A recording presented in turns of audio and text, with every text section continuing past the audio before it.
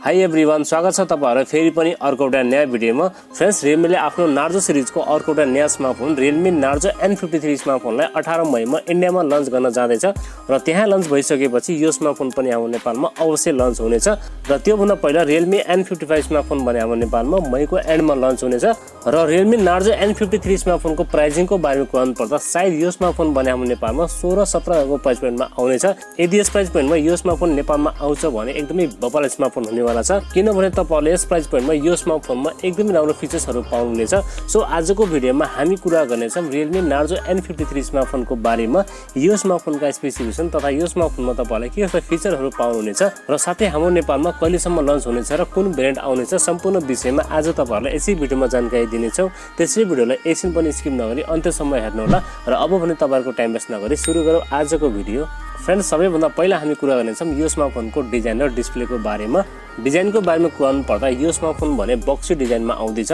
यसको पछाडिपट्टि top left साइडमा डुअल क्यामेराको सेटअप साथमा एउटा एलईडी फ्ल्याश र तलपट्टि भनेसमा तपाईलाई Realme को ब्रान्डिङ पाउनुहुनेछ र अगाडिपट्टि भनेसमा तपाईलाई वाटर ड्रप नचको डिस्प्ले पाउनुहुनेछ र बिल्डको बारेमा कुरा पर्दा यो स्मार्टफोन भने ओभरअल प्लास्टिक बिल्डमा आउनेछ र यसको फ्रेम पनि प्लास्टिकको रहेको छ र डिस्प्ले साइजको बारेमा कुरा पर्दा यसमा भने तपाईलाई 6.7 इन्चको डिस्प्ले पाउनुहुनेछ। साथमा 20:9 को एस्पेक्ट रेशियो र 293 को पिक्सल डेन्सिटी रहेको छ र साथमा तपाईलाई गेमिङको लागि भने 90 हर्ट्ज को फास्ट रिफ्रेश रेट पनि पाउनुहुनेछ। यदि प्राइस पोइन्टलाई हेर्ने हो भने यस प्राइस पोइन्ट अनुसार भने यो स्मार्टफोनको डिस्प्ले चाहिँ एकदमै राम्रो हुनेवाला छ।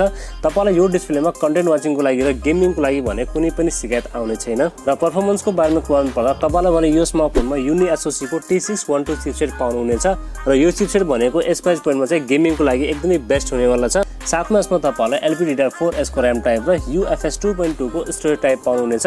रिड एन्ड राइट स्पिड पनि यसमा तपाईलाई एकदमै राम्रो पाउनुहुनेछ।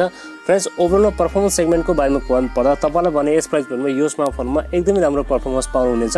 डे टु डे युजको लागि र गेमिङको लागि भने यसमा तपाईलाई कुनै पनि शिकायत आउने छैन र सफ्टवेयरको बारेमा कुरा पर्दा यसमा चाहिँ तपाईलाई out of the box Android 13 पाउनुहुनेछ जुन रन गर्नेछ Realme UI 4.0 मा रन गर्नेछ र यसमा तपाईलाई सफ्टवेयर एक्सपिरियन्स पनि एकदमै राम्रो पाउनुहुनेछ। क्यामेराको बारेमा कुरा पर्दा यसमा भने तपाईलाई 50 मेगापिक्सल को प्राइमेरी सेन्सर र अर्को चाहिँ माइक्रो सेन्सर पाउनुहुनेछ र सेल्फी क्यामेरामा यसमा तपाईलाई 8 मेगापिक्सल को सेल्फी क्यामेरा सेन्सर पाउनुहुनेछ। भिडियो रेकर्डिङको बारेमा कुरा पर्दा यिनी क्यामेराबाट तपाईले 1080 को 30 fps सम्म चाहिँ भिडियो सुट गर्न सक्नुहुनेछ। ओभरअलमा क्यामेराको बारेमा भन्नु पर्दा यस प्राइस पोइन्टमा तपाईले यो स्मार्टफोनमा क्यामेरा पनि एकदमै राम्रो पाउनुहुनेछ।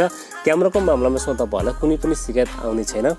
अनि ब्याट्रीको बारेमा कुरा पर्दा यसमा चाहिँ तपाईलाई 5000 mAh को ब्याट्री पाउनुहुनेछ जसलाई चार्ज गर्नको लागि 33 वाट को फास्ट चार्जर भने तपाईले बक्स पाउनुहुनेछ र 34 मिनेटमा भने यो स्मार्टफोन 50% चार्ज हुनेछ।